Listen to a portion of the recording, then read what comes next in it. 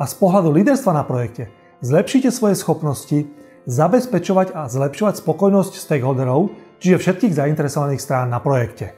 Zároveň získate konkurenčnú výhodu v odvetví správy budov a celkového facility managementu.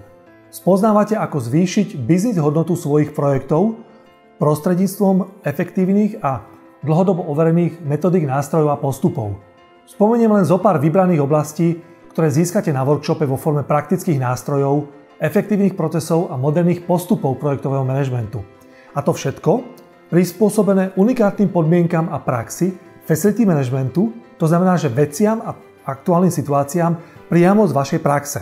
Spoznáte kompletný projektový manažment a prejdete si rôzne fázy životného cyklu projektu, a to všetko cez vaše reálne FM zadania alebo projekty.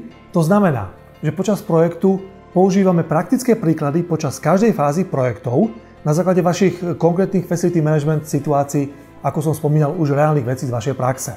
Efektívna a praktická inicializácia a spôsob návrhu projektu vám pomôže vyvarovať sa mnohým chybám a rizikám a ukáže vám, ako správne spustiť projekt.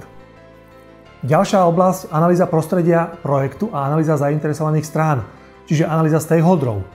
Tak táto oblasť vám ukáže úplne nové dimenzie realizácie projektov a možnosti, ako zabezpečiť dodanie výsledkov podľa očakávaní všetkých zainteresovaných strán, čo veľakrát je veľmi náročné a takmer nikdy to nie je jednoduché.